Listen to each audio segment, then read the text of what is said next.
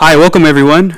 Today we're going to be covering FL, Harmor, and Sytrus all in one day. It's going to be a busy day, so let's begin explaining what we're going to do with the FL Masterclass. So we're gonna break down what FL is, what it can do. We're also going to dip into its workflow. We're going to understand its signal flow as well, and I'm going to give you guys some tips and tricks along the way. And even if you're a more advanced user, you can stay here and hang out with us until we reach the Harmor and Sytrus stuff. Also, we had a lot of Hispanic folk up there. Y para ustedes, los hispanos, vamos a dar otras clases también aparte. Así que no se preocupen si no entienden algo ahorita, porque lo voy a cubrir en otro live stream. Okay. FL comenzó como un secuenciador al principio de su existencia. Solamente era básicamente esta cosa, lo que es el channel rack ahorita. Oh. And then I start giving out the class in Spanish. Yeah. So FL started off as a sequencer when it became a software. FL was just a basic step sequencer, and it has evolved into this vectorial DAW that lets you reshape and resize all its plugins. It's a really beautiful thing, and it's scalable up to 8K. And nowadays, it's very popular among electronic music producers and people like Deadmau5, Martin Garrix, Afrojack. It's also really popular with the hip-hop artists. We have people like Metro Boomin, Boy Wonder, MDL, Alex the Kid, and people like that using it. So it's important to get acquainted with the times and see how the industry is changing little by little. So one other thing I want to cover before we dig into the software is that when I'm doing NAMM and Imstafesta, a lot of people tell me how much is the price of FL. And the thing is, with FL Studio, you get lifetime free updates. That means that you buy FL today, and then 2022, you're going to be able to go download whatever version of FL we have in 2022. And that's a major plus for a lot of people because you don't have to worry about updating and paying these little features or paying yearly for your DAW. And it gives you some stability. Another thing is you have access to the ImageLine forums, and right there you'll find a community of people that are really, really helpful. So instead of having to contact such things as customer support, you don't have to deal with that. You got to deal with people who love the program, who are developing the program, or people who have been using the program for years and have years of experience, and they can help you out. And receiving a response there is actually pretty quick. Another thing that's special in FL is its native plugins and how MIDI works in FL, because it has its own proprietary thing. It does use MIDI, but it has its own thing on top of that.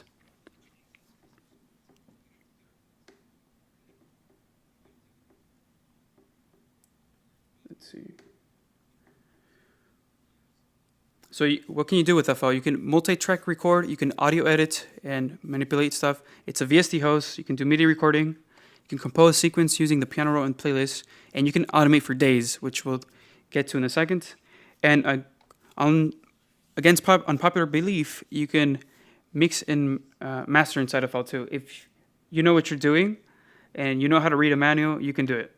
You just have to click a few different settings.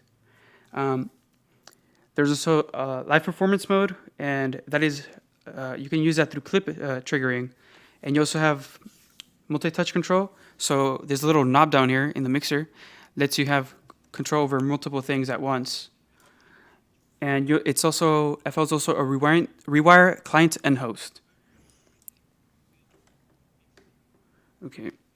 And first I want to cover its interface, and then we'll start getting into how to make music inside here, and then we'll break down these individual modules. So up here we have our file section.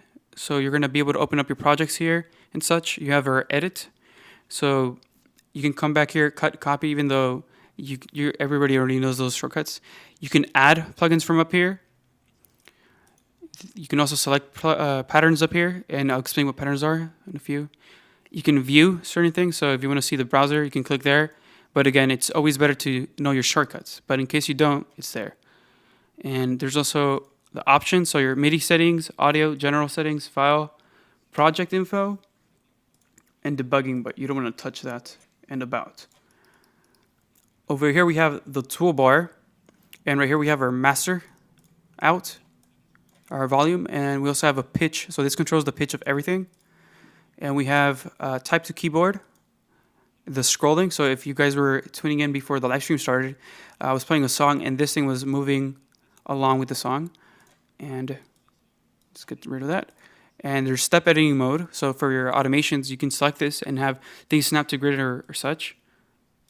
There's a enable note in clip groups, and there's a multi-link to controller, so that's to quickly link your MIDI controller to FL.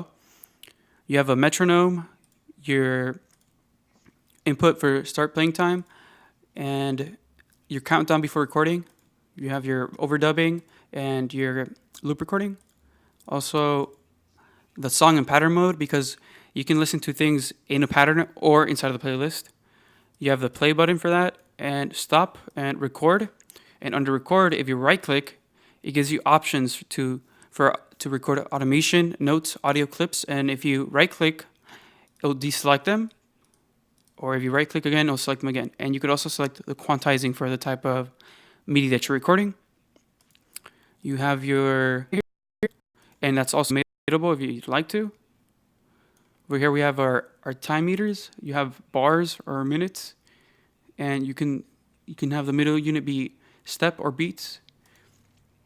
And right here you have your pattern picker. And again, I'll explain more about patterns in a minute. We have our view playlist, or F5. You have F6 is the channel rack. F7 is the piano roll. And F8 opens up the plugin picker. And this is basically where your favorite plugins live. On your left, you're going to have your synths. And on your left, you have your effects and signal processors. You also have the mixer, and that's F9. And you have your project picker, which is Alt F8.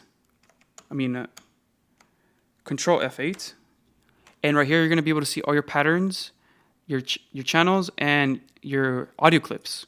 The same thing, and also your automation clips. Over here, you have your plugin picker, and I think I missed the browser over here. The browser is actually Alt F8, and that's where all your info lives. So all your projects, all your presets, anything that you want to route in here that's routable through the file settings menu, it will live in here, including your samples. Over here, we have a CPU meter up here. And right here, this section lets you download stuff directly from ImageLine. We don't have Wi-Fi on this computer right now, so nothing pops up. And it will also tell you if you need an update or upcoming events or competitions and whatnot. Right here, we have Control, Alt, Shift, cut, copy, and paste, duplicate. We have Add, so you can also add plugins through here. So if the last thing you touch was the channel rack, it'll open up your VSTs, your instruments. If you add from the mixer, it'll open up your effects. And right here, this tweak tempo. It says tweak tempo. However, it is anything you touch last will actually be tweakable by this. So we change the frequency right here. This will change the frequency. So if you're in a plugin that has a ton of menus like this, and you move a knob right here and you close the plugin down, you can change it with this without having to dig deep into that program or piece of software again. And up here we have our undo history, your audio editor. So you can either open up Edison, or you can select this thing and you can record into Edison, straight into Edison, or into a playlist as an audio clip. But this is just for this is not for multi-track recording. This is more for abrupt things, just like little ideas that you might have here and there. And you're just like, oh, I want to record that super quick without having to set anything up. You can do it through there. And you have your question. So this is basically the manual. You can also access the manual by clicking F1. And what that will actually do is it will reroute you to whatever you clicked on. So if you have the plugin delay, if I press F1, it'll send me to that part of the manual where it explains the delay and everything it could do. Okay, so now that we can have a basic understanding of the toolbar, right here we have the channel rack, which is where our plugins are housed for this project, and also our sequences. And from here we have access to the piano roll, which is this thing right here. This is where we do our melody stuff. And then that goes into the playlist, which I'll show you in a second. And then that, from there, that is triggered and sent to the mixer. So all this might seem really complicated right now, but when I put it down and write some notes in there, you'll see what I mean. So let's open a completely blank thing. Nope. There you go. So right here, there's nothing on any channel. There's no limiter on the master and whatnot. So we're gonna go ahead and open up some sample packs.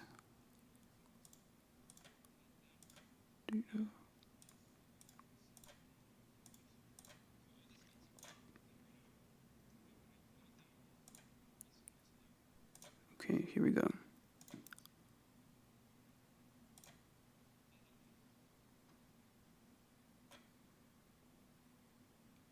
There you go.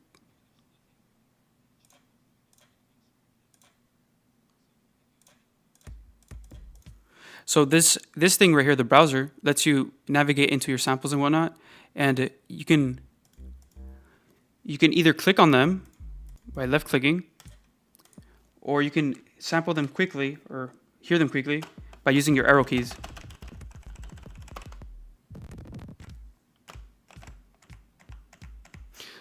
You can, to bring them into the channel rack, you can click and drag them into any channel, or you can click and drag them into nothing, and it'll create a channel for it.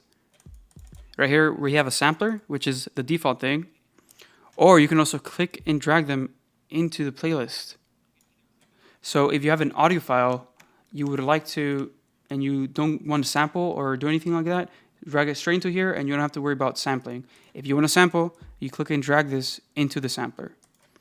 You can delete this stuff by right-clicking and adding the green and pressing Alt-Delete, and you delete any unnecessary channel rack. And if we're in a folder right here, if we left-click, we can smart find in this folder. So that means we can quickly search anything we need. So right now I want a clap. It will send me to the claps, and if I press F3, it will send me and let me see every clap I have. Or if there's no claps right here in this part of the folder, it'll send me into a new part of the folder that does have the claps. I'm gonna get that one because it's pretty classic sounding. Get some hi-hats. And we need a snare. Okay. There we go. So basically in here, we have at this moment in time, we have just one measure of music.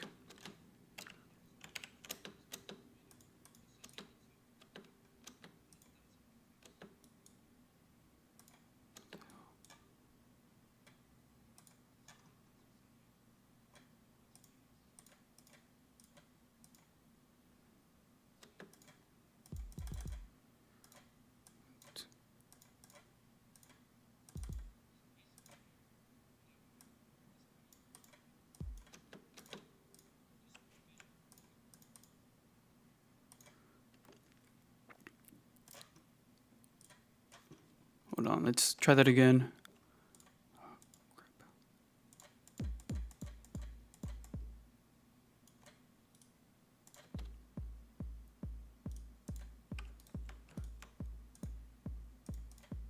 So as you can see here, I right-clicked on this, and it sent me to this options menu. And right here, you can select if you're going to do some traditional 4-on-the-4 stuff. You can just select 4 steps, and it will automatically write in 4 steps. Now, let's say we want to have this go for more than one measure. We can select this by clicking on it and dragging, and pressing Control B, and this will paste it to the next part of the bar. So now we have 4 bars of kick drum. And we'll start adding more stuff to that. And I don't really have to pause this at all to continue working on this piece of the pattern right here.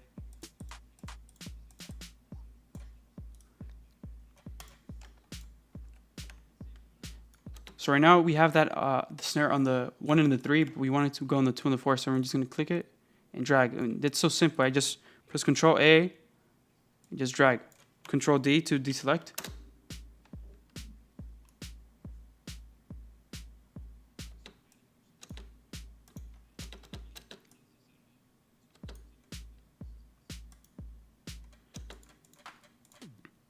Let's get some rides.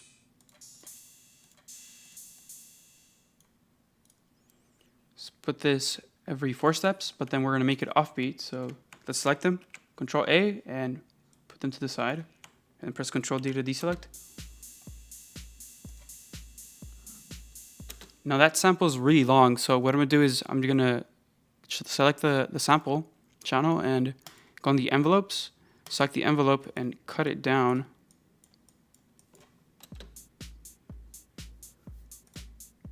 Okay, and I just want to add 1 clap,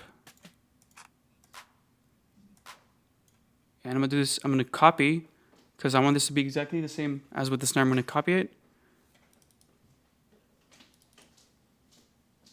select Control C, and paste it on the clap. Control B.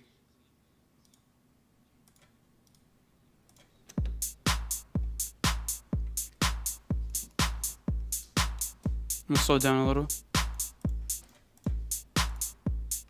Okay, so now we have this sequence going, and what I'm gonna do is I'm gonna put it on the playlist, which is where we compose and which is where we arrange stuff. So I'm gonna put it there. Again, I can press Control and B, and it'll just paste it to the next part. Okay.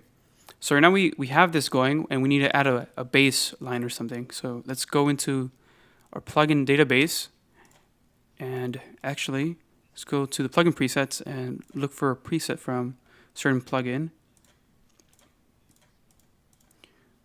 And again, we can just drag and drop these presets into here,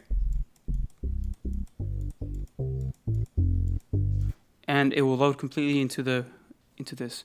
Now, what I want to do is separate the sequence from what I'm going to write for this bass line. So I'm going to select the plugin picker, and I'm just simply going to move my mouse up, or I can also press the middle button in the mouse and just drag up, and it'll send me to the next part of the pattern. So, and then I'm going to right click on it and select piano roll.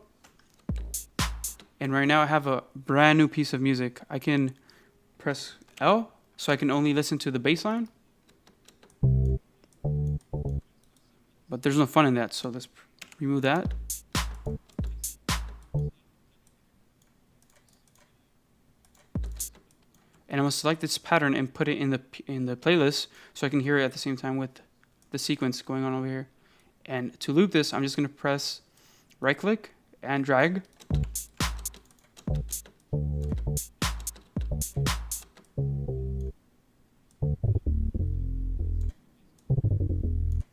I need to add more space to add more so I need to add more grid on this. So I'm going to select this and press half step. So now I'm able to work with the half step.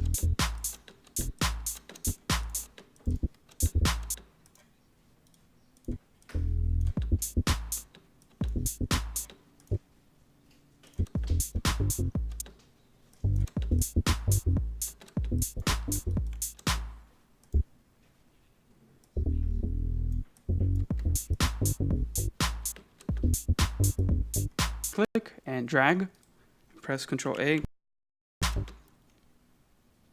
Whoa, there. And I'm gonna do the same thing again and one more time. And this one I'm gonna change in a second.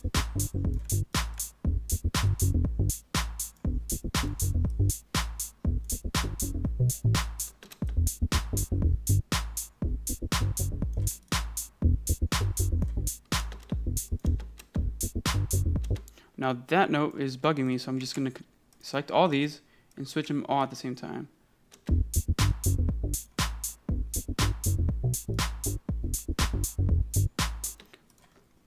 Okay, so now I'm going to start arranging this and put this right here.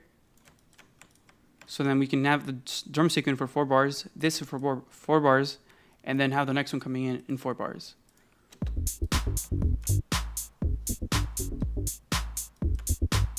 I'm gonna drop that right there. And if you notice,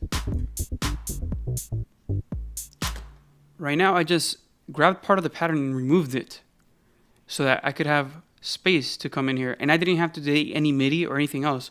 That's because these patterns are like clips, and you can cut them up and just completely remove whatever is in there. Whoops. Completely control whatever is in there. And now you don't have to deal with going back to your MIDI sequence and removing those 2 notes.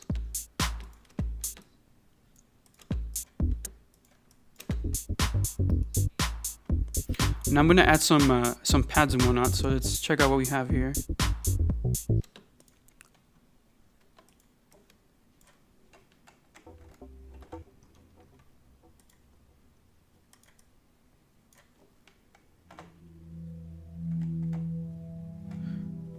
Okay, that's a bit too much. Let's try something different.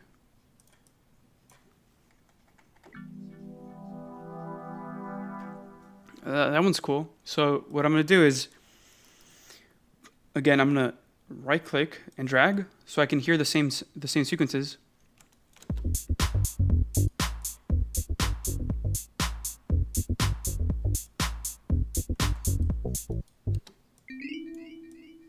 Basically, I'm just gonna create some stabbing right here.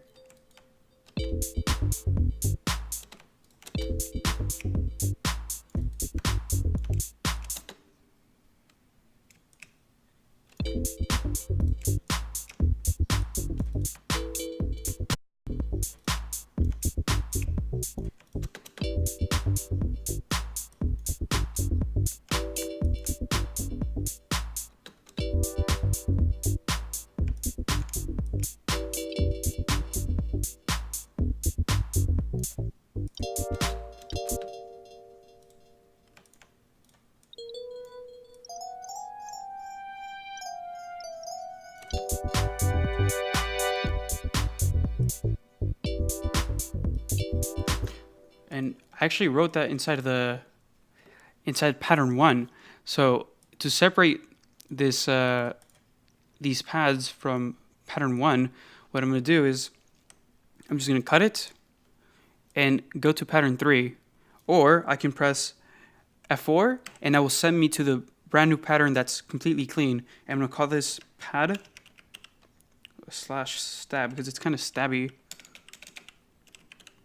And I can color the pattern, and to me this sounds a little bit greenish, more like this. So I'm gonna put it in there and press enter. Now I'm gonna paste it on that and drop it, and you'll see that my pattern has been colored, coded, named, and everything for me.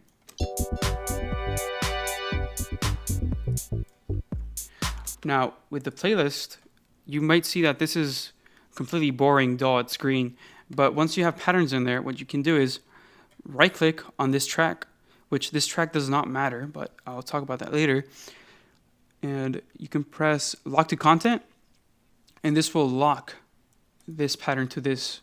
So that means if I try to drag this pattern down, it will not happen if I go like that. You see that? If I click it on there, it does not work.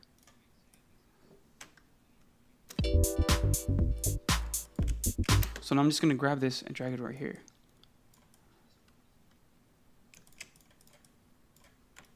Okay, so we have a basic composition going.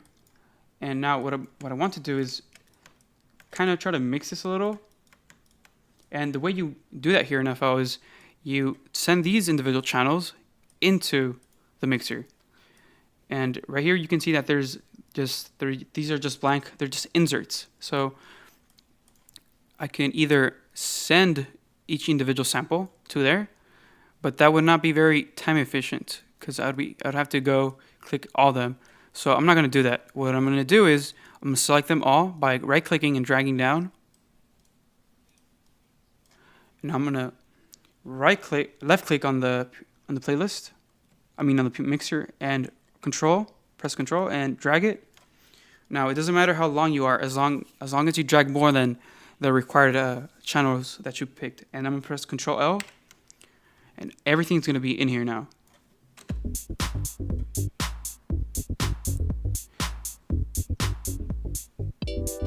And as you can see, if we enlarge this and make this larger, this has also been named. So also if it's color coded, it will also be color coded.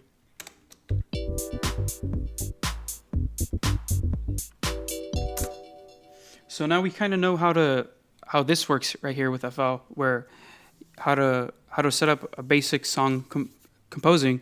So we want to export that, and the way to do that is going to File and pressing Export. You're gonna be able to put it in whatever folder you want. Let's name it example, and I'm gonna press Save. And you're gonna have different features. You're gonna have different formats to export to. You're gonna have WAV, MP3, OGG, FLAC, MIDI, and you can also select the bit depth. And you can select to export just a single pattern or the full song. So we're gonna go with the full song for this. We're gonna export to WAV, or if you wanted to export to MP3, we can change a bit rate here too.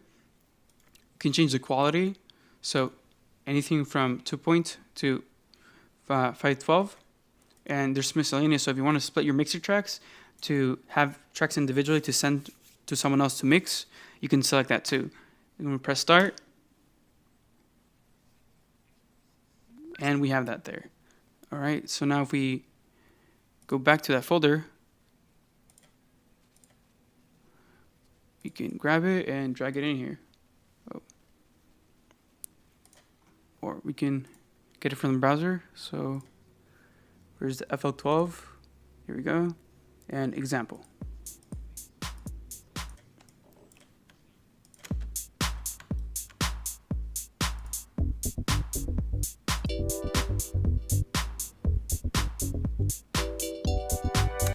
Okay, so now that we have a basic idea of how FL works, we're going to go and dig a bit deeper into each part of their modules inside of the channel rack, the piano roll, and a little bit more into the playlist. So let's open up a completely new thing. And actually I'm going to select send stock, so I'm going to open up a template of mine just so that we can have a good starting point. So basically in this template, what I have done is routed everything into a pre-master, and then I have a master out. And I have also created a couple send channels, and we'll explain how that works in a second.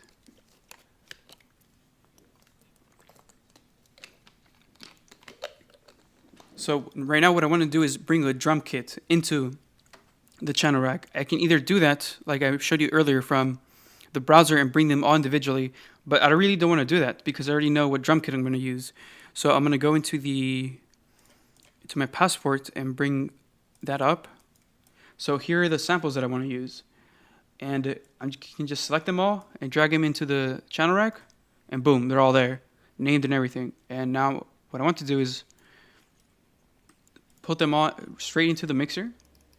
And what I'm going to do is just select them all, right click on this, press Control and Control L. Now everything is routed in there, and I didn't even have to wait or set any type of funky stuff up. So let's start to mess with this. So we have 808 right here.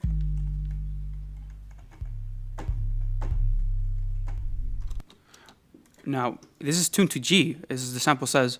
We can go into the sampler and tune it to G by pressing G. This is actually G sharp, so we're gonna right click here.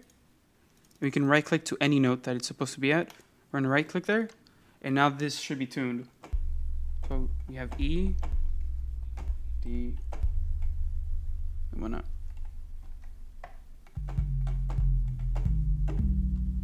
The other thing I'm going to do is go into the channel settings, and I'm going to slide it to cut by itself. So now whenever the kick hits, it's going to cut the previous kick out.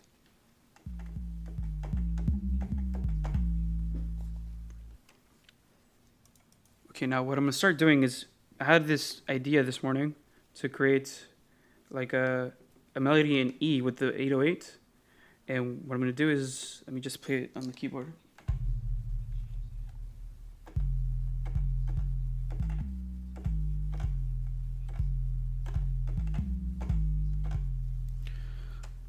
Okay, let's set this up. I want it to be around 70 something, so let's click 75. And no, I don't need to research my set channel, so no. It's important to note that the last note that you selected on the piano roll is going to be the next size.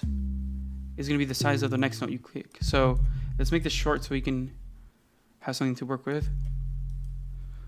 So let's select one note and then bring this in right there.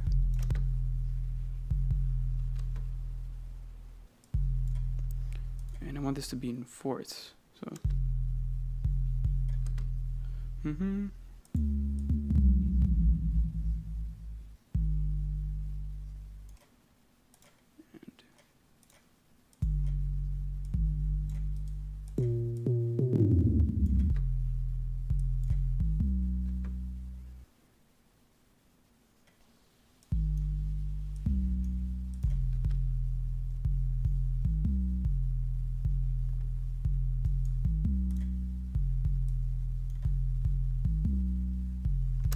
okay, now that's pattern is really simple, but I like it quite a bit. So I'm gonna lay that down on here, and I'm just gonna drag it in there. And now what I'm gonna do is I'm gonna start just laying stuff on that. So let's add a snare or something to make it sound like it's on beat. So have this.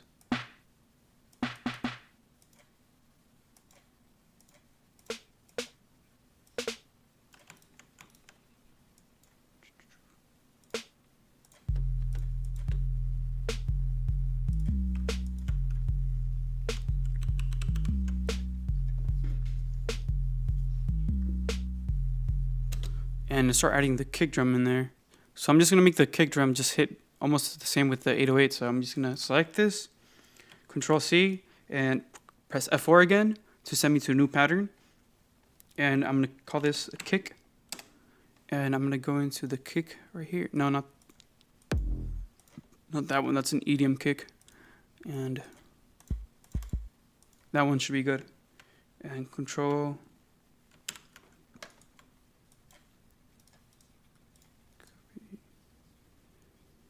Paste it in here.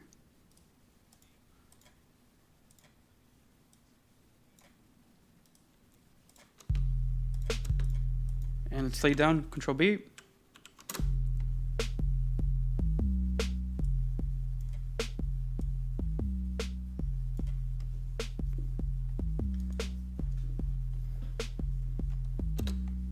And let's start putting some hi-hats in there too.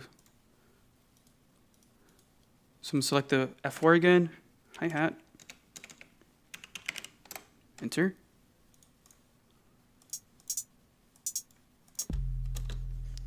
And again, let's lay it down here. And for this, I want it to be a little bit longer, so I'm going to select that.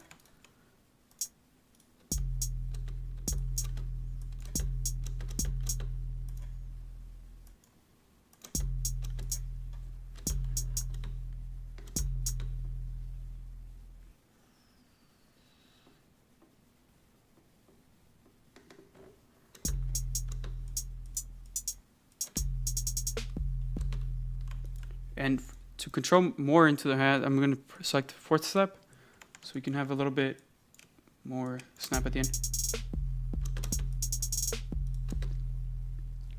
And what else? Let's see. Control D that to remove that.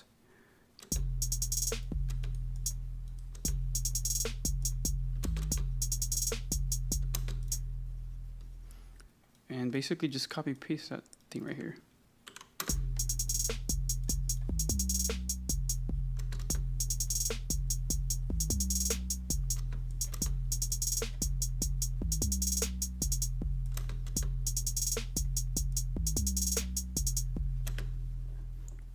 Okay, that's a pretty good idea. Now let's just again copy paste that twice, and then we're gonna, the fourth measure is gonna be something different. So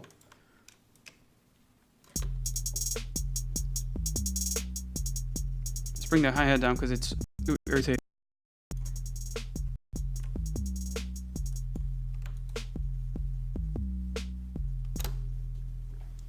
Okay. Now I want to have something a bit more spacey, and I want to pitch this 808 up here. So I'm just gonna select this, and I'm gonna make this pattern unique. So I'm just gonna left click on the corner, select make unique, and now I didn't even have to change anything, and this is a completely new pattern, and I can add more notes to this.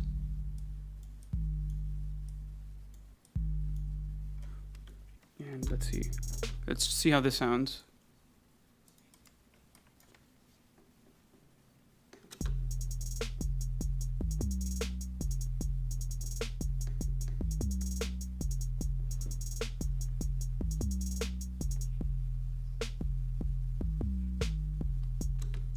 That's a little too boring for me, so what I'm going to do is I'm going to pitch something up, like this kick up here, beforehand. And I'm going to get rid of it, and then I'm going to use this really cool proprietary MIDI from FL. I'm going to select the slide note, and I did that just by double-clicking it, and it will send me to note properties. Click that, and it will tell me to glide.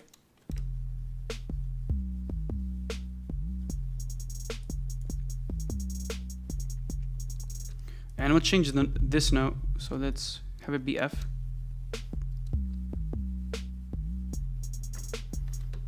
And I want this one to be higher, so let's...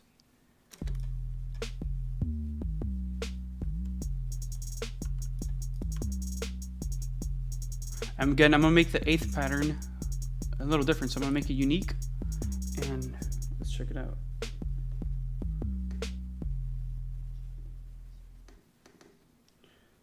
So for this thing, I think I'm just gonna pitch it up 1 whole octave.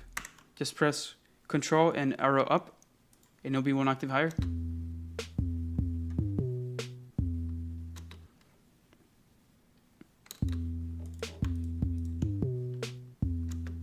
And let's make this one go down.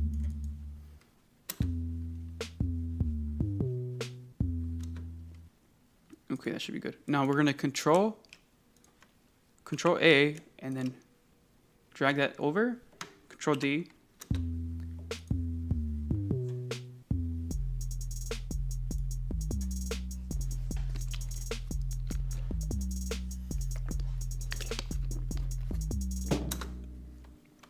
So it's pretty simple to start composing here in FL. It's just a matter of getting acquainted with it.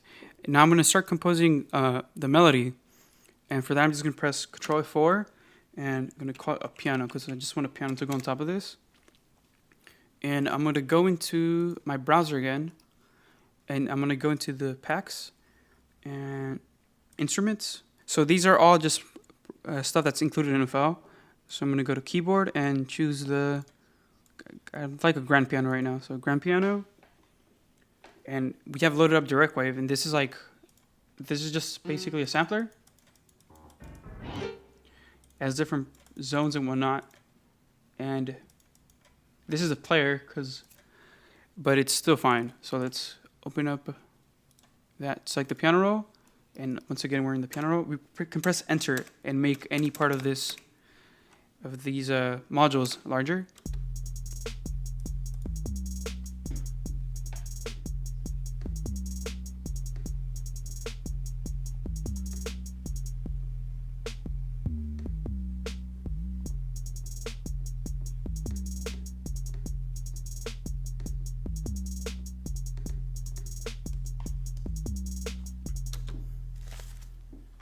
So I was thinking of continuing that theme of having an E minor melody that we had with the kick drum and have that as well in the piano. So let's check this out. Let's see if this will work.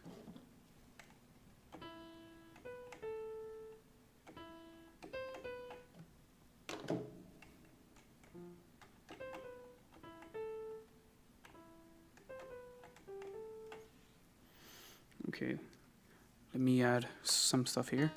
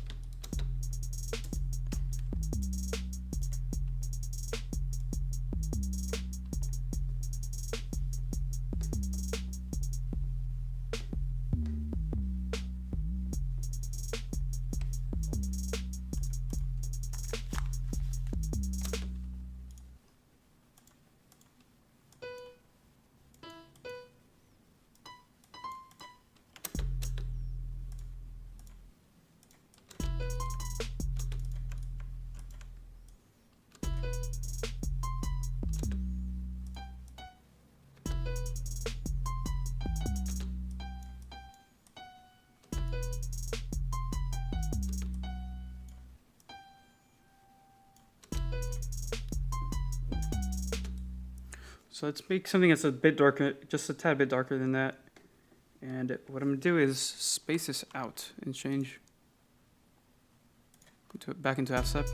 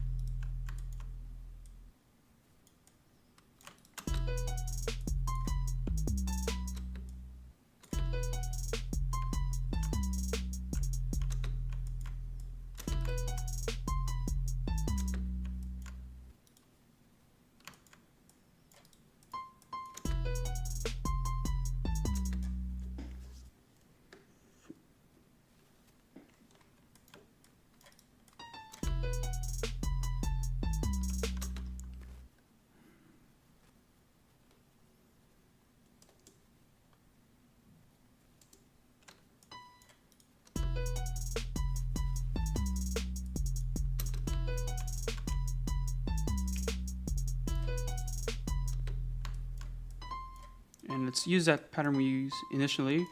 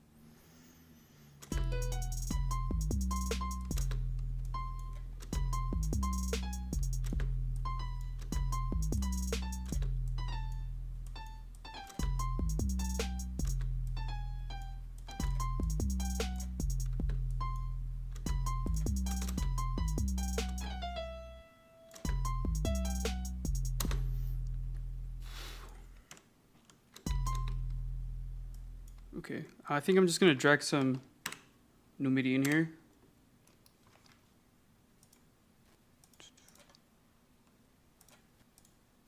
See if this works out.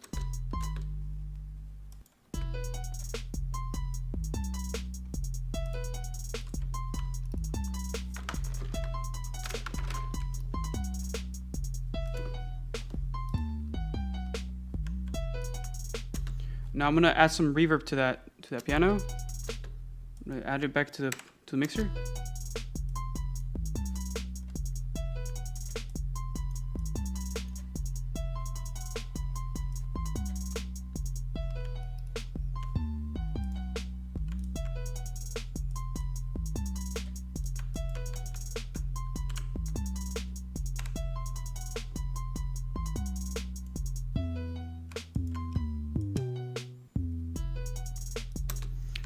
Now I want to make a little breakdown for this. So what I'm gonna do is I'm just gonna leave some space in here, just to have like a little tiny build up for it.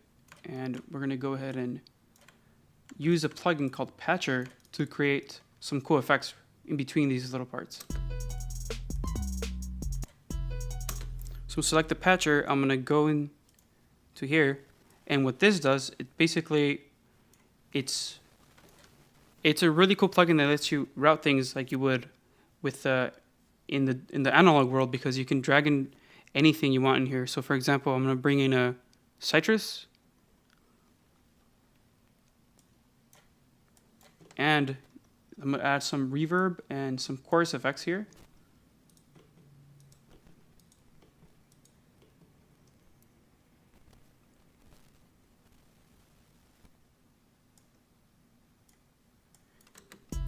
And basically what I can do now is route into that chorus and then into that reverb. And I'm gonna create some automation clips and basically create a little tiny buildup with this. So I'm gonna go into this thing and select default. So I can now select the saw wave, and then I'm gonna just create a new pattern, press F4, and call this riser, and right click.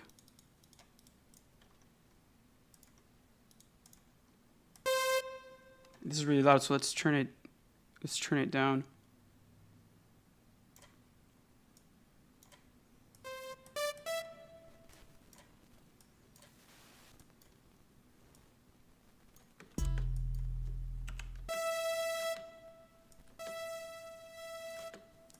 Okay, so what I'm gonna do is I'm just gonna select this thing up here, the pitch, and I'm gonna automate that. And I wanted to go from minus 12 to up 12. So I'm gonna create an automation clip. And what you're gonna notice when I go back to the playlist is that the whole area where there's patterns have been turned into one long channel clip. But I don't want that. I just want just a little, so I can actually make this smaller. And I can make this just as long as I want. So I just want this to be for this little break. And I'm gonna add that riser starting over here. So let's make this some 16 bars. Put that on the playlist. And now I'm gonna put an LFO on that. Remove all this by using this pencil tool and removing all that. And let me drag this up.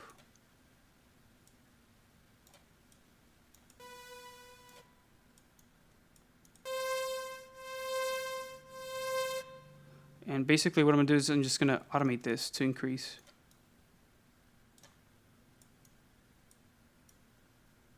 Whoa. So I'm gonna automate the speed.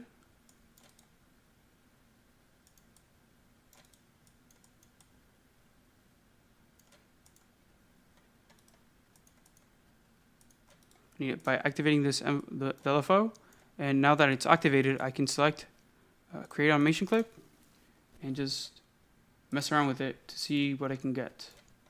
Let's just bring this back in.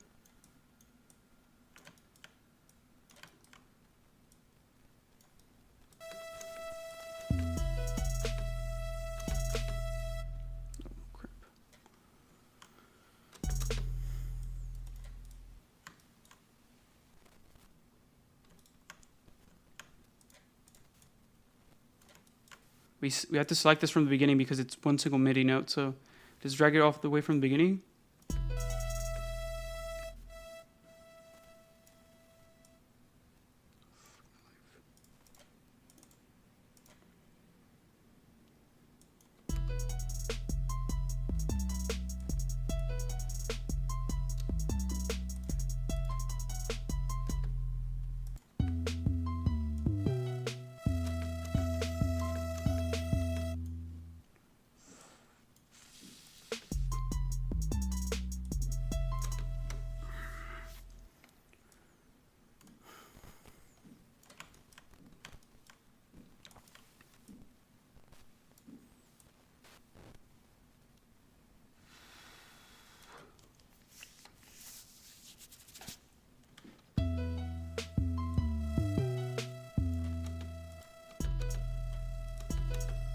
Okay, I'm not sure what's retriggering that, but let's pause this right here. Let's take a little break, and then we're gonna go see what Harmor and Sytrus can do.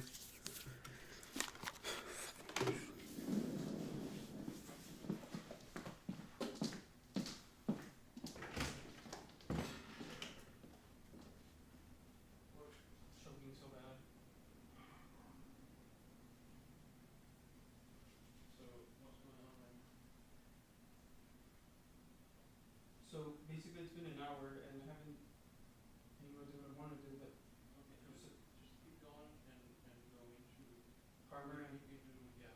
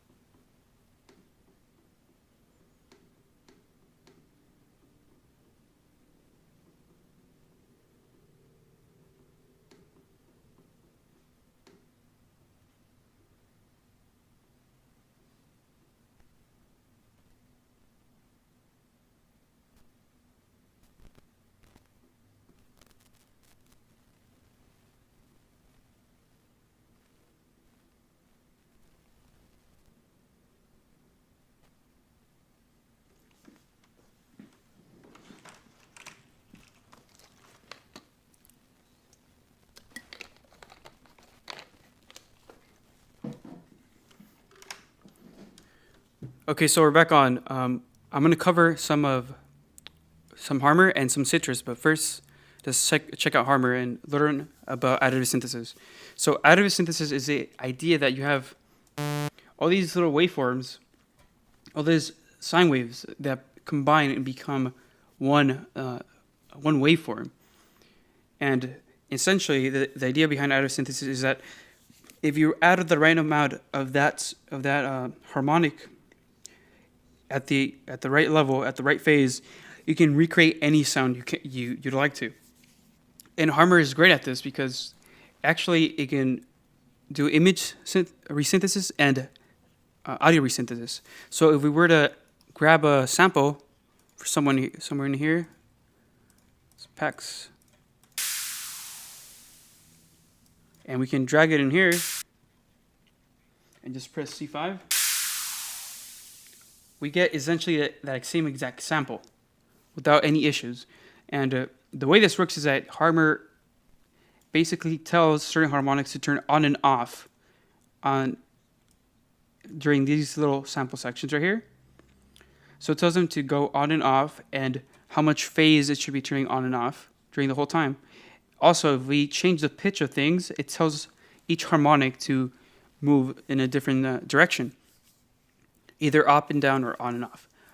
And this might seem really complicated at first, but that's not the case because we have the addition of some old school subtractive modules in here, such as traditional encoders like these filters right here. And even though these filters are completely additive, you can still use them as a subtractive type of way. And now that we mentioned this, we're gonna cover the global the whole interface.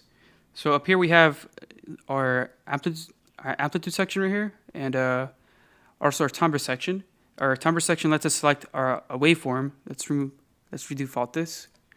Our timbre section lets you select what type of waveform we want. If we want a saw wave, or if we want a square wave, we can choose that. We can also choose to bring in single cycle waveforms. And let's go to the desktop. And here we go, Harmor. We can add different types of waveforms. So we can actually bring waveforms from other synthesizers, or in this case, like I did, I brought a waveform from a piano in. And basically, to create a single cycle waveform, you have to chop down every little, chop down a waveform to its last bit. So it goes from 0% to all the way up and back down, and then back to 0. That's how you create a single cycle waveform. To actually do that it's going to take way too long, so we're not going to cover that right now. But just rest assured that if you bring something in there, it's going to work. And let's bring some other one in, and let's test it out. So you see now this graph right here change. What this graph actually is, it's the harmonic level. So if we see these dashes right here, these lines, they actually represent harmonics. So right here we have the first harmonic, second harmonic, third, etc., etc. And basically we can actually draw in here. Let's take a listen to this. So that sounds pretty damn close to the piano. If we want to add harmonics, we can just do that by selecting the pencil tool right here, cutting some of these out, and then just drawing them all over again. Now that sounds completely different from what we had just a second ago. And let's get rid of this thing. So let's default this again. We have our filter section over here. And what this lets you do is have two filters either in serial or in parallel. And parallel means that there's one filter coming in and another, and there's two different signals coming in and they're all both going out. Serial means that the signal is going into one filter first and then going into the next filter. You also have this resonance section, and I'll talk about that right now in a second. We have our pitch section right here, which contains the Prism, the Harmonizer, and the pitch right here down below, the vibrato, legato, and our unison sections is right up here. We can have up to 9 voices per A or B section, and we have the panning, pitch, so the detunement, the phase. We have plug, which is also part of the filter section, and the phaser, which is also part of the filter section, even though it doesn't really say it or make it clear here. These two are really filters. And we have our EQ, which works in a linear phase matter function. So this is not going to change the phase of anything that you do on it.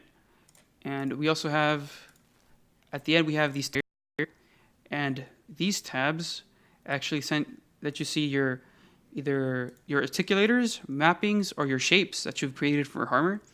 You can also add your images or samples in here. You have your effects section, and you have the advanced tab. The advanced tab is where there's quote unquote advanced stuff, but it's not really, you don't have to be scared by it, because what this has to do is move modules on top of each other and so on and so forth. The same thing with the effects. It lets you change the orders. You also have some declicking, reamping, release, and polyphonic release and stuff like that. You have the grain mode, absolute, relative, your imagery synthesis to be generic or high precision. And you can also select mid-side mode for this. And you can also denoise whatever you're porting in here. And you have a monophonic sample, your monophonic option to turn this to kill the same, kill all, or release all. And you have other performance things right here. And on this tab right here, we have some global, just like we will in Sytrus, and I'll explain that in a second. So we have a pitch section right here, which lets us limit the amount of pitch we can modulate with the vibrato or the legato. We can activate legato or the parlamento, and we can also map the velocity to release parlamento and legato time. And over here we have a volume section. So this is the first fader right here is pre-volume. So that's before hitting the effects section. And the second one is post-effects. So that's after the effects. And we have a pitch section right here. And that's basically what it does is controls all the pitch coming all of Harmor and of these two modules. And then we have our XYZ mod right here. So you can map certain articulators and whatnot and to the XYZ mapping and just have some crazy stuff going on, and you can control that all. That also means that you understand what's going on with the rest of Harmor or patch or whatever, but you see it and you want to do some animations with it instead of having to do that. What you can do is select a. You'll see that the effects are in Y. So if we start turning this, that will actually remove the effects. And every time you open up a preset, it's going to change, of course. These parameters are going to change. But down here, we have the info section, and that will let you see what you're actually modifying.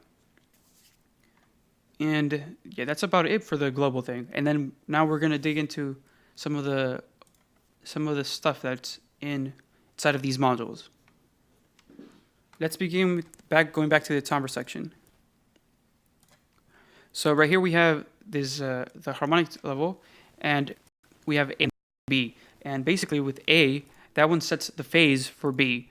So whatever B is, if you want it to contain to have its phase, that means if you don't want to change the actual physical wave, as we can see in an oscilloscope, and let's bring the wave candy in here.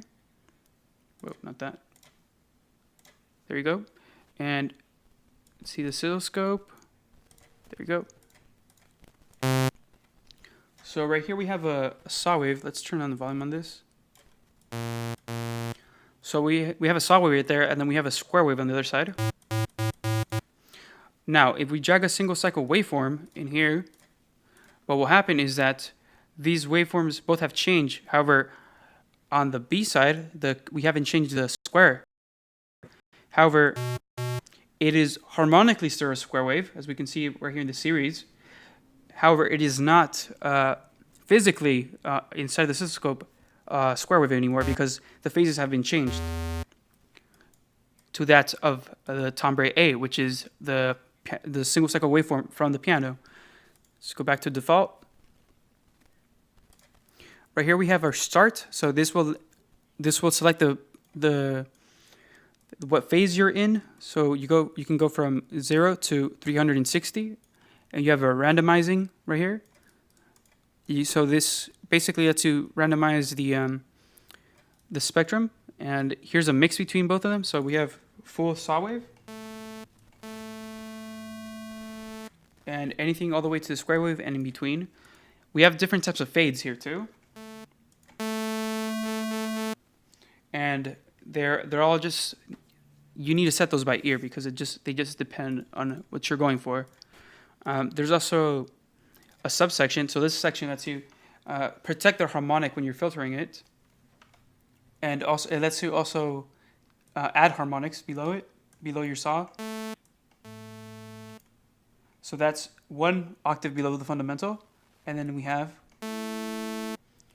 a fifth above the fundamental, and then we have an octave and a fifth after the fundamental. And we have the protection. So this basically means that when I pass the low pass filter, I will not have certain frequencies cut off. So normally if you had another, let's open up a different synth, a 3x oscillator. So normally when you filter out a waveform, it's like the saw wave, it will remove everything. But with this, with the harmonic protection on, it will take care and make sure that you're not removing those bottom harmonics. And it's really good when you're doing certain basses and you don't want to lose that, or you're doing pads, and as they're closing and opening up, you don't want to lose those low frequencies.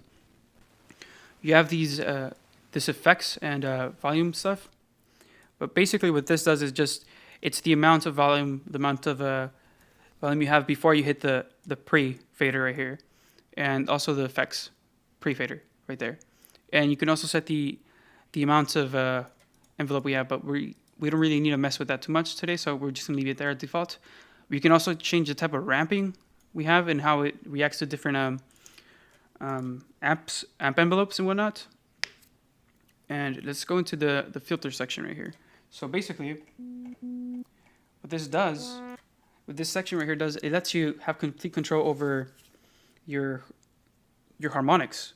So right here we just have a low pass filter, but we also have other stuff.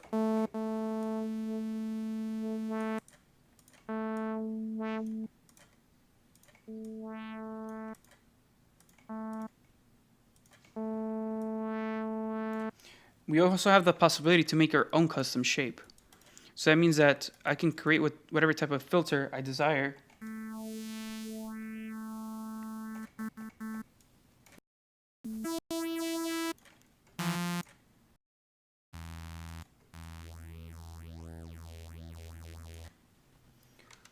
The same thing goes for the resonance. You can actually create whatever type of resonance you like. So we can actually make the resonance actually be way on top of the filter frequency. Let's go back to the low pass right here so we can see what we're talking about.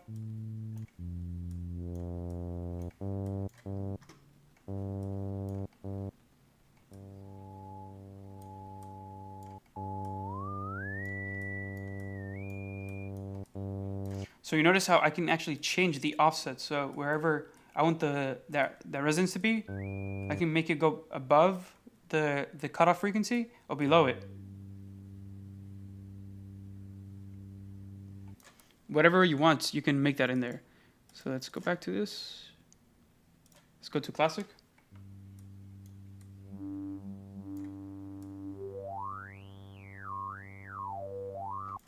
Whatnot. So basically, this is the same thing for the filter too. And like I said earlier, you can run this in parallel or in series. And right here we have a phaser. And that's really similar to the actual thing we have going on right here. And basically, you can also do the same type of thing for it. Let's actually reset this again before we go any further.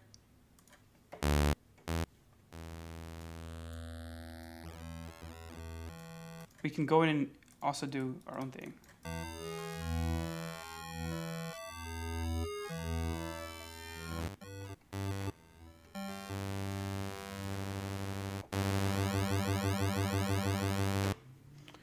And whatnot. Let's reset that again.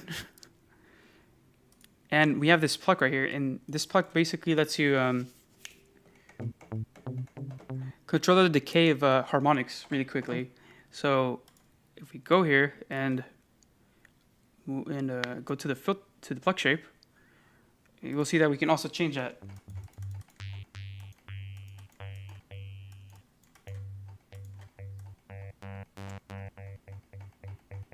They're really simple ideas, but once you start putting together in patches, they work out pretty well. Now let's go into this harmonizer section. So to explain that, I'm just gonna do a quick low pass, and I'm gonna add the harmonizer. But at this point, you hear that nothing really happens, and that's because the harmonizer at this point is being set before the filter. If we put it after filter 1 and start adding some harmonizer in, you'll see that what's going on is that there's being the harmonics that we had below the low pass filter are being added back up. And that's really cool. You can control the width, the strength, so the amount of harmonics being changed and whatnot. And you can also do a bunch of other crazy stuff with the shift, which I'm not going to get into, which is way too much for the amount of time we have right now. We also have the Prism. And the Prism lets you do this type of stuff. Let's reset this again. Let's select the bandpass. And I'm going to set this to be right in the center. So check out what the Prism does.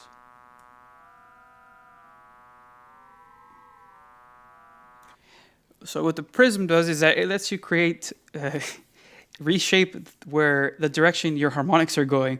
And it's pretty crazy. It seems kind of weird, odd, and not musical at all, but once you know how to apply it, it'll be a really fun thing to do.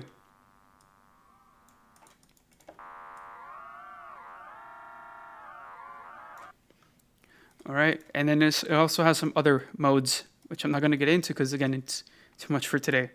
And over here we have our pitch section. So if we want this to be an octave higher without affecting the module B, you can just send it to be an octave higher. And you will actually see below right here, the help bar will let you know what's going on, and up here too.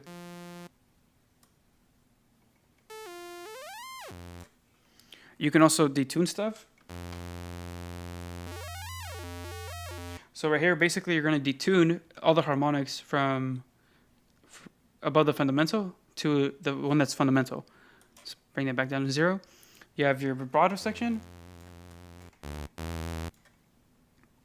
Let's pick something higher.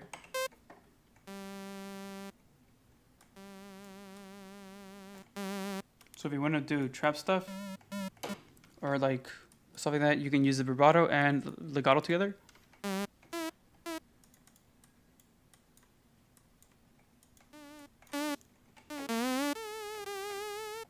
And whatnot. So yeah, let's get into the image section. So here we can actually add any types of pictures or samples that we want. Earlier I showed you a crash, but today, right now, I'm going to have something really interesting. So I don't know how many of you are familiar with these two guys right here, but I hear that they're really, really going for that power couple in the EDM culture. So let's take a listen to this.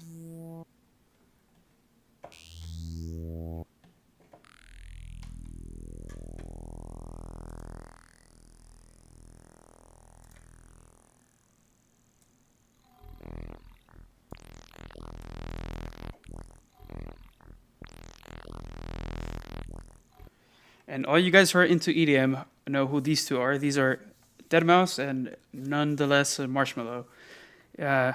Let's see them more precisely. So here's a really cool tip. If you go into the info section and write "can I has more," just like deadmau5 would write more view, and press enter, you'll have way more view inside Harmor than you had before. Now let's press this again. Okay, so there we have it. We have Marshmallow and deadmau5. And this picture sounds like crap. It does not sound like anything musical, but we're going to destroy it. Let's put it through a low pass filter, a phaser, and some pluck.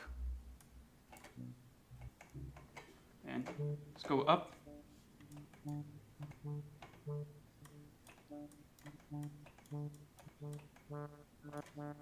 And add some harmonizer in there.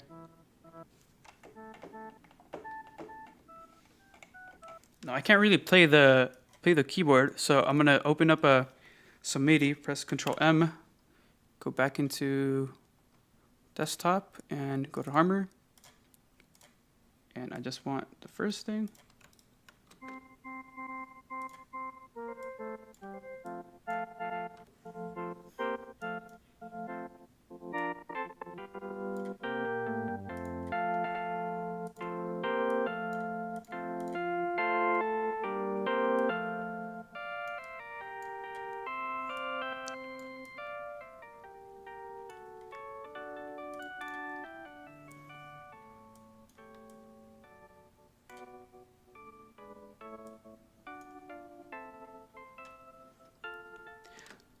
So basically, these two guys should really like get together and make up for their differences. But if we go to time, this will control where we scan the picture.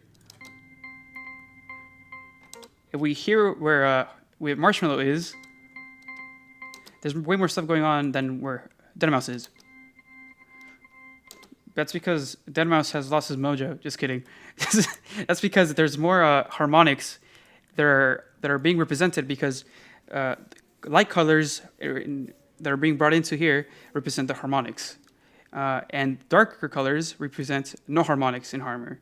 So if we hear Marshmallow again,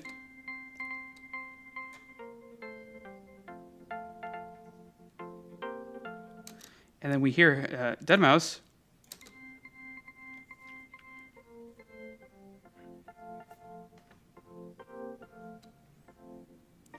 we hear a lot less going on, less harmonics with Deadmau5. However, if you put him on meowing tones,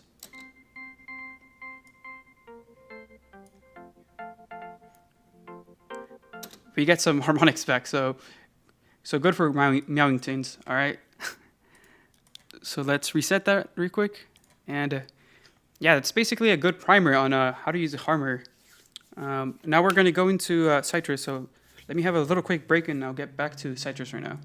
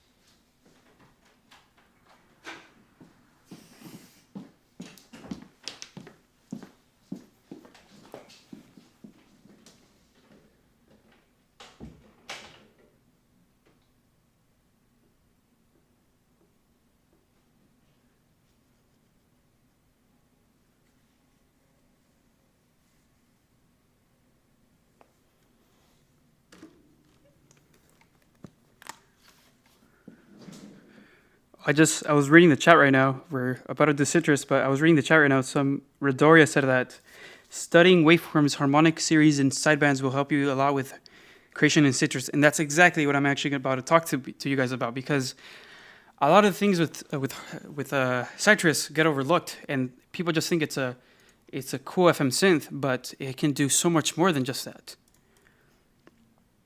Okay, let me get some more water before I do this.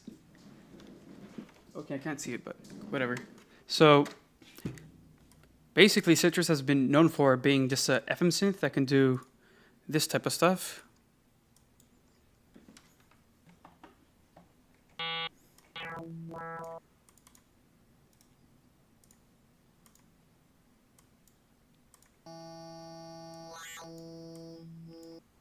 Let's go down right here.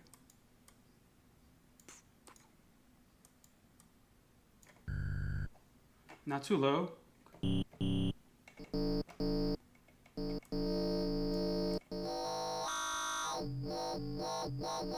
So basically, Sytrus has been known just for FMing, and I'm kind of sad about that because they can do so much more than that. So we're going to cover a little bit about the main module, and then we're going to go into some of the operators, the filters, and the effects. So in the main module, we have this thing, kind of just like we had in Harmor, where we have the X and the Y. Except Harmor has a Z because Harmor is more modern. Sytrus has been around for a while, actually. It used to look like this.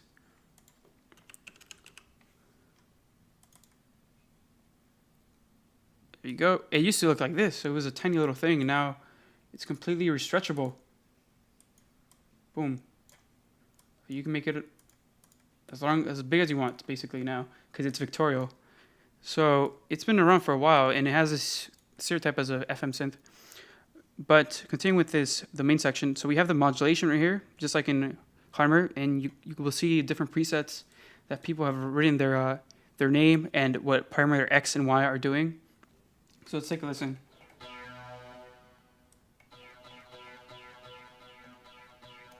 So parameter X is filter frequency, and then operator 2 is going to be, I'm guessing how much the operator 2 is going into it. And that's exactly what it is. If we see right here Y, it's just that. Now I'm going to explain all that funky stuff in a second. So there's the volume, LFO, and this controls all these.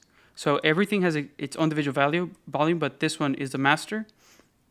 We have our LFO. They all have their own LFOs, but this is a master. Same with the pitch. The volume is the same thing. If we go to a different patch,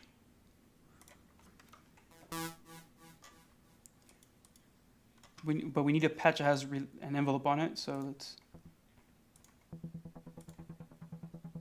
Okay, we can make. That's more of a sequence though, so let's check a different one.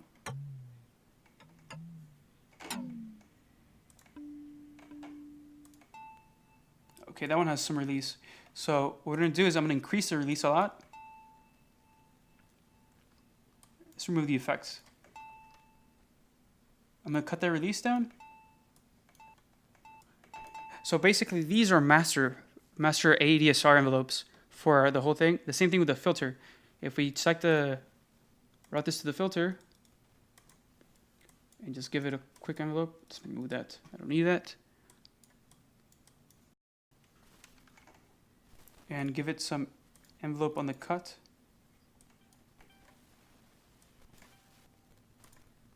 Let's increase the release on this thing.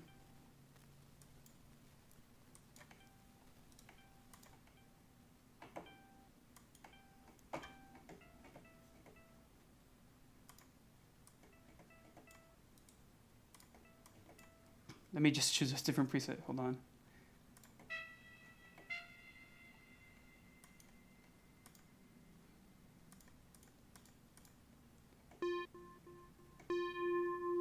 Okay, this one will work. If we increase the decay on this, it's the same thing as with these other master things. They're just like master envelope filters and volume envelope.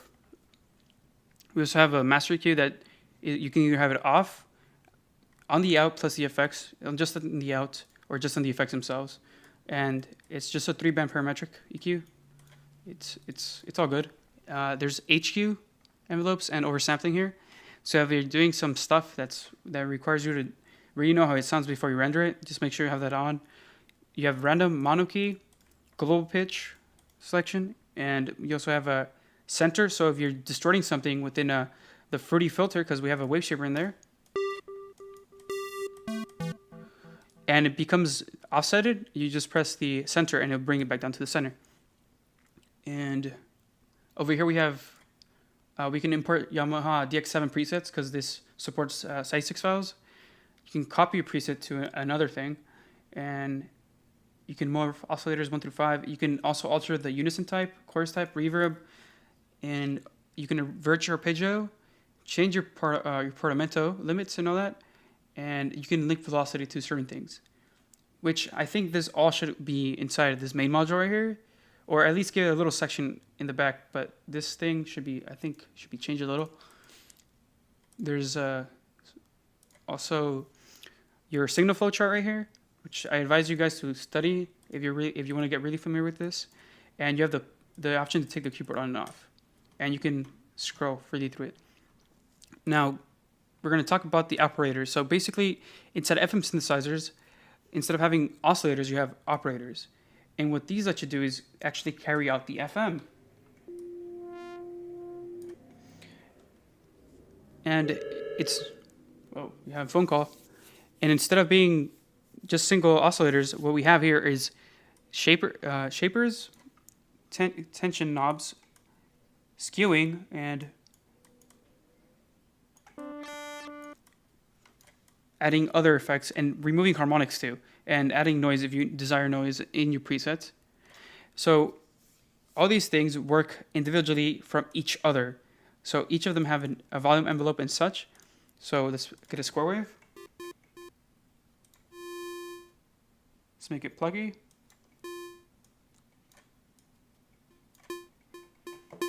So all these have their own envelope. You can make something completely different on this one. Let's activate it. And these are all just their own thing, and they all have volume, mod envelopes, mod envelopes with their own LFOs, key tracking, and whatnot. There's pitching, there's phase and damping, and this cool oscillator function over here. And this osc thing, what it actually is, it represents the wave that's being shown up here. So if we select saw wave and then ask it to convert shape to harmonics, you actually see every individual sine wave inside of the harmonic series for the saw wave. So let's listen. Let's remove that square wave that we don't need.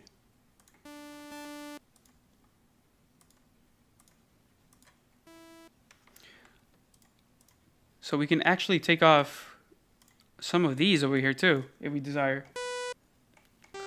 Kind of like Harmor.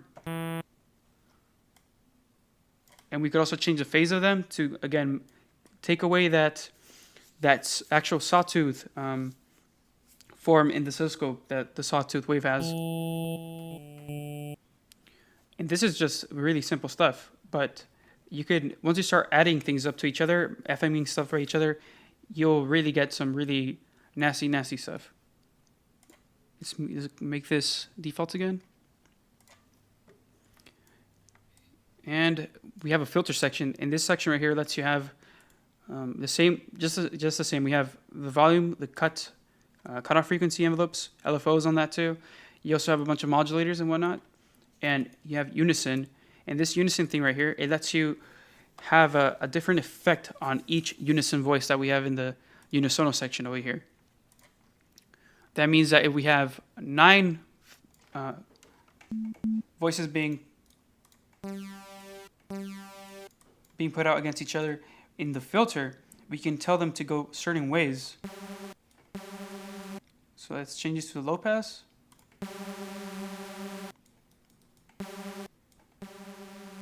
And before we do that, let's route that to the filter, because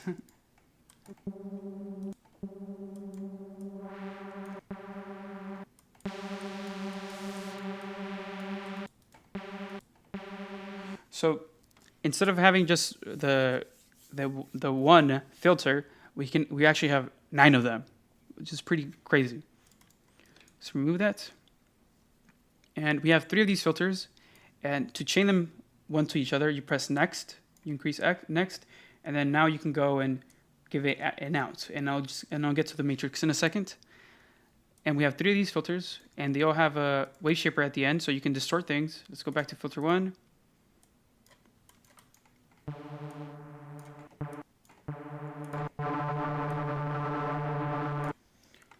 Yeah, basically that's the idea. There's filters, and then distortion units and whatnot, and then we have the effects. And all these effects can be given individually to all these operators and filters, so we can have them all stacked up against each other. And we have 3 delays, and we have 1 reverb, and we also have chorus and some panning over here. And again, we have modulations, and we also have keyboard stuff and velocity stuff right here. So let's talk about the matrix. The matrix itself it looks very scary at first, but once you get to know it, you'll be out there in no time. So how this works is that we have 6 operators, 3 filters, and on top we only have the operators, but we have no filters. That's because the filters are only outs; they're not modulators. And up top we actually have the modulators, and right here we have the carriers, or the things that are being modulated. So if we have operator 2, and let's set it down to the frequency ratio down to 1, and bring this one to 0.5.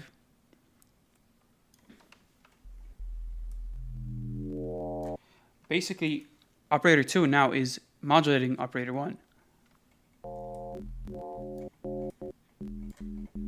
And basically, that's how things work. However, you can get really complicated. So instead of having just that, we can also add another operator 3 and have that only affect the operator 2. Or we can have it affect both of them, operator 1 and operator 2.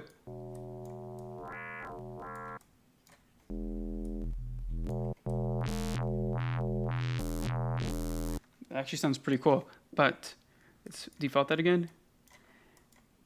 And we eventually get down all the way to the filter section, and right here, these only receive in from the operators. They don't actually carry any modulation themselves. So you can just route whatever's going on in one, and then you can start filtering that. And again, we have to select the out and make sure that it's outputting information.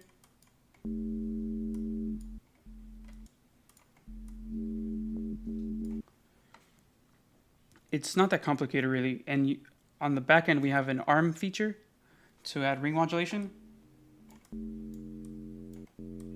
It's worth to know that they keep the same filter, so this will not change. But if you go to the FM, you'll see that the FM has changed a bit.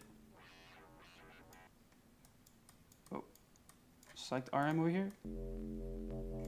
So the RM can work either as ring modulation or A modulation, and that's something we can't get into right now because that's going to take up way too much time.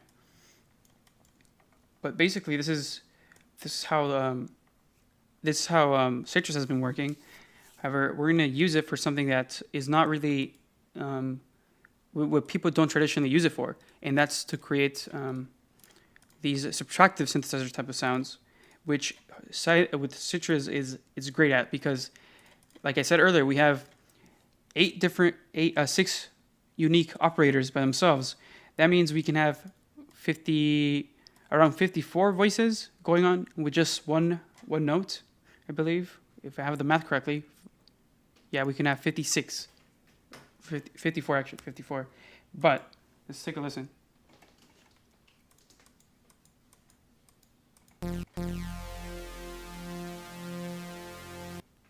So we have 54 voices right there. Now we can control all these independently, so we can have one main operator and give that one more amplitude, and we can cut the amplitude from the other ones.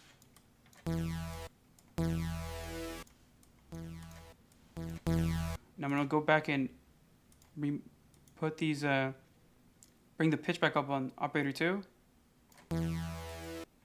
And leave these next 3 at 1. And also, I'm gonna cut this one, make it a triangle wave, and put it down an octave from everything else. And this one, I'm gonna unroute it from the outs, and I'm gonna make it basically a sine wave to modulate whatever I want to modulate. I have a really basic, and we have a really basic beginning to a SuperSaw. However, we still have some issues going on, and those are phasing issues. And we're gonna remove that with going to the phase and going to randomizing, and we're gonna randomize the phase on all these. Whoa. Bring it up and bring this down. And what I'm gonna do is I'm just gonna select copy state, and paste the state to all the other 6.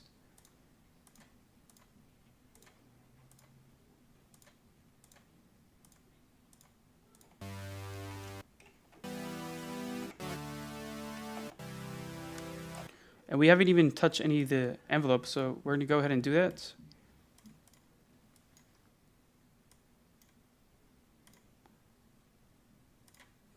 And copy paste these all over too.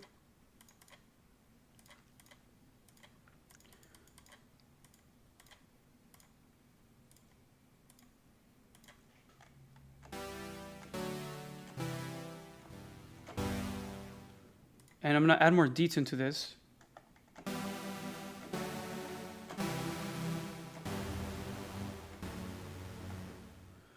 Now that's a really massive sound. We have not added a reverb, delay, or anything in there, and that is something that that fact that we can get something that sounds this big out of Sytrus is really amazing, and it's really overlooked with the FM basses. So with that, I would like to thank you guys for joining us in this first masterclass that we had, and I'm Kevin Ochoa, and I'm here today with Music Marketing, and thank you guys for watching, and hopefully we'll see each other soon. And we're also see if we can do some stuff with the Spanish speaking folk out there. All right, see you guys soon. Thank you.